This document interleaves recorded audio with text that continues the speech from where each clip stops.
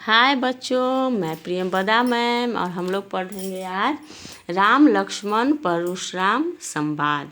अब ये देखिए कि तुलसीदास द्वारा लिखी गई है और इसमें जो है रामचरितमानस के बाल कांड से लिया गया है। और यहाँ राजा जनक द्वारा आयोजित जो है सीता स्वयंवर में श्री रामचंद्र जी शिव धनुष तोड़ देते हैं और शिव धनुष के टूटने पे परशुराम जो है बहुत क्रोधित हो जाते हैं, आग बबूला हो जाते हैं और वह बोलते हैं कि किसने यह शिव धनुष तोड़ा, वो मेरे सामने आए, आज मैं उसे मार डालूंगा। तो वहाँ पर उपस्थित श्री रामचंद्र जी और लक्ष्मण जी जो है क्या करते हैं वो हम लोग देख रहे हैं और परशुराम जी के क्रोध को भी देखते हैं। तो यहाँ पर देखिए कि हम लोग अभी पढ़ेंगे कि नाथ शंभु धनु भंज निहारा, होई ही केव एक दास तुम्हारा। जब परशुराम जी क्रोधित हो जाते हैं तो विनम्र स्वर में वो श्री रामचंद्र जी कहते हैं कि हे नाथ, हे मुनि, शंभु धनु यानी कि शिव जी का धनुष तोड़ने वाला जो है कोई आपका दास ही है ना, वो आपका दास है, आपका सेवक है। उसके बाद देखिए, आयसु का है कहिए किन मोही, सुनी रिसाई बोले मुनि कोही, है ना। अब यहाँ पर देख लीजिए कि उन्होंने क्या कहते हैं कि शिव जी के धनुष तोड़ने वाला आपका कोई दास होगा, आप जो है क्या आज्ञा है आप मुझे कहिए, है ना। यह सुनकर जो है वो परशुराम जी और भी क्रोधित हो जाते हैं, है ना, और गुस्सा जाते हैं और क्या कहते हैं कि सेवकु सो जो करे सेवकाई, अरि करनी करी अरिये लड़ाई।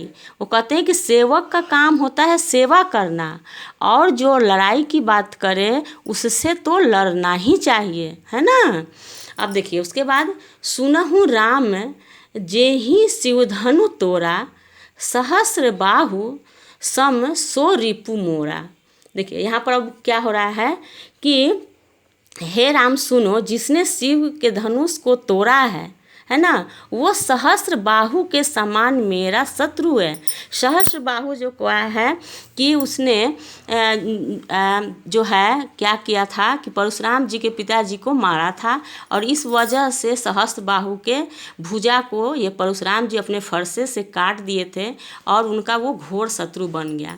तो उसी के बारे में वो बताते हैं, ठीक है। तो सो बिलगाऊ बिहाई समाजा, न तो मारे जय हैं सब राजा। परशुराम जी क्या कहते हैं कि जिसने भी यह शिव धनुष को तोड़ा है वह इस समाज से, सभा से अलग हो जाए और नहीं तो यहाँ पर उपस्थित सभी जो राजा हैं वो मारे जाएंगे, है ना। सुनी मुनि वचन लखन मुस्काने, बोले फरसी धरही अवमाने। वो जो क्या है बार बार जो अपना फरसा धर लेते हैं कंधा पर, यह देखकर लक्ष्मण जी मुस्कुराते हैं और वह मुनि से कुछ कहते हैं, है ना, उनके बात को सुनकर, ये उनके अपमान करने के उद्देश्य से, ठीक है। अब क्या कहते हैं कि बहु धनु ही तोड़ी लड़िकाई, कबहू न असी रीस किन्ही गोसाई।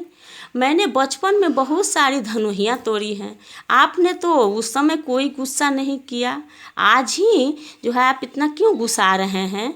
यही धनु पर ममता के ही हेतु, सुनी रिसाई कह भृगु कुल केतु, है ना। इसी धनुष पर आपको जो है इतना ममता क्यों है, आप मुझे बताइए हे भृगु कुल के केतु, जो ध्वजा स्वरूप हैं आप भृगु कुल के, ये भृगु ऋषि के पुत्र हैं इसलिए भृगु कुल के केतु हैं, ध्वज हैं।